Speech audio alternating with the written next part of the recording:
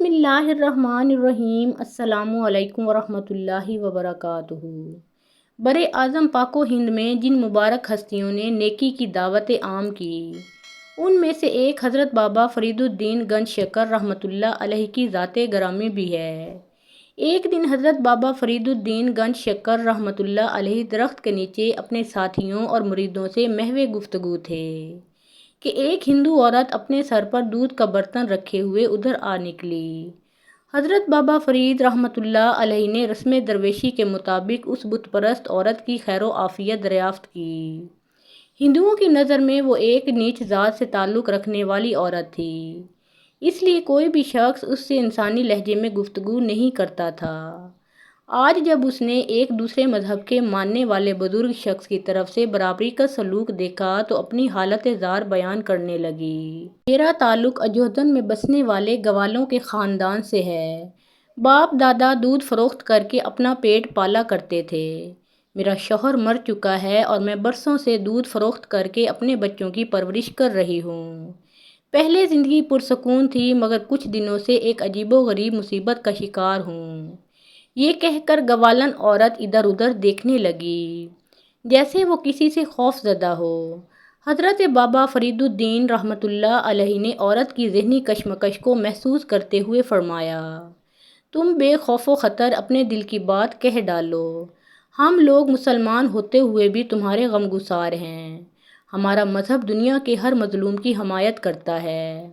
حضرت بابا فرید الدین گنج شکر رحمۃ اللہ علیہ کی شفقت و محبت کا مظاہرہ دیکھ کر ہندو عورت نے وہ راز کہہ ڈالا۔ اسے بیان کرتے ہوئے اس کی زبان کانپ رہی تھی۔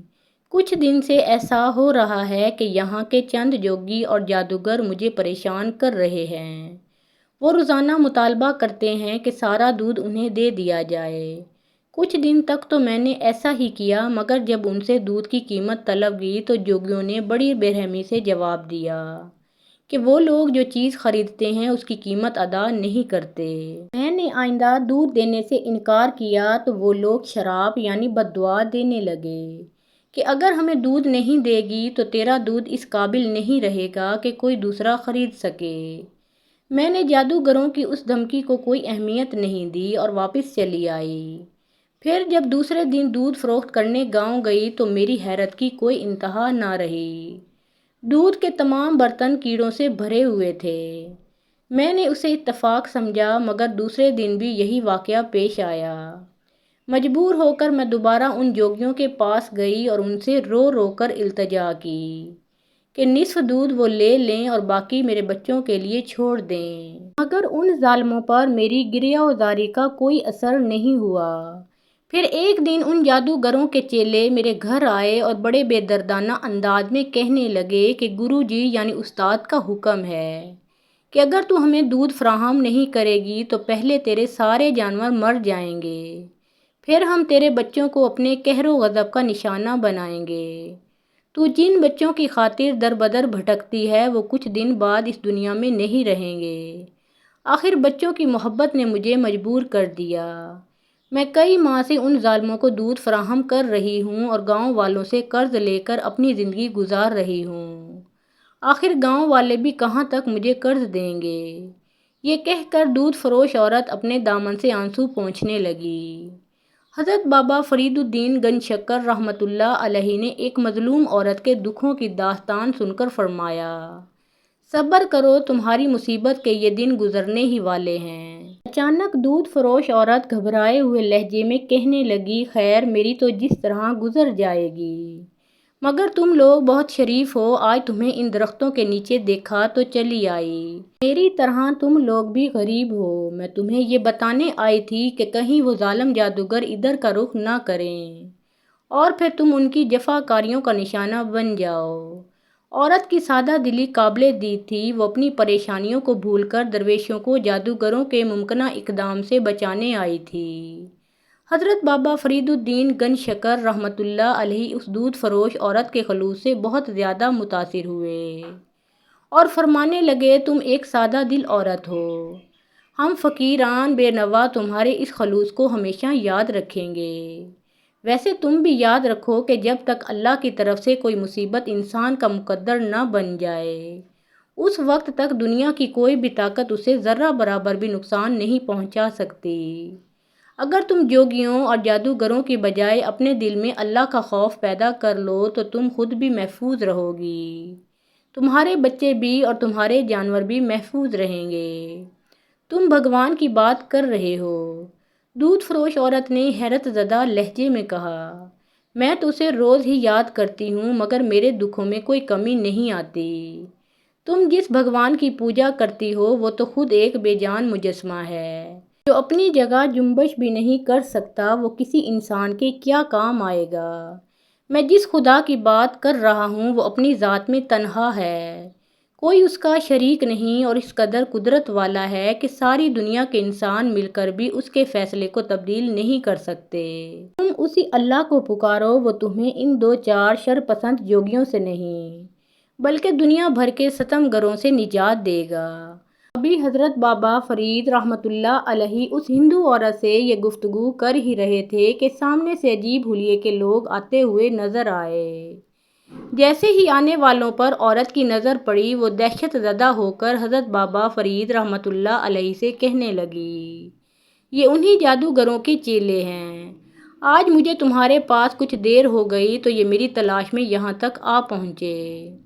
حضرت بابا فرید الدین رحمۃ اللہ علیہ نے عورت کو خوف زدہ دیکھ کر فرمایا، تم میری مہمان ہو اس لیے تمہیں ڈرنے کی کوئی ضرورت نہیں، میں خود ان لوگوں کو جواب دے دوں گا۔ جادوگروں کے چیلوں نے آتے ہی غیظ و غضب کا مظاہرہ کیا اور قہرناک لہجے میں عورت سے کہنے لگے، تو یہاں آرام سے بیٹھی باتیں کر رہی ہے اور گرو جی دودھ کا انتظار کر رہے ہیں، آج تیری خیر نہیں۔ اسے میں نے روک لیا تھا۔ حضرت بابا فرید رحمۃ اللہ علیہ نے جوگیوں کو مخاطب کرتے ہوئے فرمایا، تم بھی بیٹھو۔ ابھی فضا میں ایک مرد خدا کے الفاظ کی گونج باقی تھی کہ جوگیوں پر سکتہ طاری ہو گیا اور وہ اس طرح زمین پر بیٹھ گئے جیسے کسی غیبی ہاتھ نے انہیں زنجیریں پہنا دی ہوں۔ کچھ دیر بعد جوگیوں کی دوسری ٹولی آئی۔ حضرت بابا فرید رحمۃ اللہ علیہ نے ان سے بھی وہی فرمایا، بیٹھ جاؤ، اور وہ بھی سر جھکا کر بیٹھ گئے۔ الغرض گرو نے اپنے تمام چیلوں کو بھیجا اور وہ سب کے سب اسی طرح بابا فرید رحمۃ اللہ علیہ کے سامنے سر جھکا کر بیٹھ گئے جیسے انہیں کسی طاقتور مقناطیس نے جکڑ لیا ہو۔ آخر میں جوگیوں کا گرو اپنے چیلوں کو ڈھونڈتا ہوا ادھر آ نکلا۔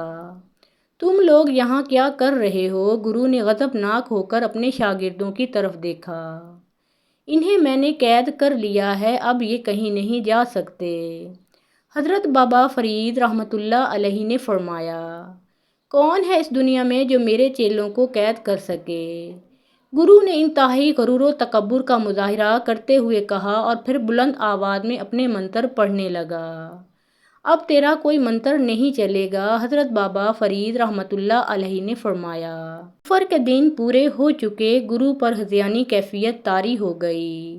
وہ چیخ چیخ کر منتر پڑھنے لگا، بدی کی تمام طاقتوں کو پکارتا رہا مگر آج کوئی اس کا مددگار نہیں تھا۔ آخر گرو نے حضرت بابا فرید رحمۃ اللہ علیہ کے قدموں پر سر رکھ دیا اور اپنے چیلوں کی رہائی کے لیے التجا کرنے لگا، تیرے شاگردوں کو صرف ایک ہی شرط پر رہائی مل سکتی ہے کہ تو انہیں لے کر یہاں سے دور چلا جا۔ حضرت بابا فرید الدین رحمۃ اللہ علیہ نے پرجلال لہجے میں فرمایا، اگر آئندہ تو نے مخلوق خدا کو تنگ کیا تو پھر تجھ پر خدا کی زمین تنگ ہو جائے گی۔ گرو بہت دیر تک حضرت بابا فرید رحمۃ اللہ علیہ سے معافی مانگتا رہا اور پھر اپنے چیلوں کو لے کر اجودن کی حدود سے نکل گیا۔ گرو کے جانے کے بعد حضرت بابا فرید رحمۃ اللہ علیہ اسی جگہ پر اقامت گزین ہو گئے اور پورا قصبہ آپ رحمۃ اللہ علیہ کی اس کرامت کے شور سے گونجنے لگا۔ آخر کار سینکڑوں بت پرست حلقہ اسلام میں داخل ہو گئے۔ اجودن میں یہ آپ رحمۃ اللہ علیہ کی پہلی روحانی فتح تھی۔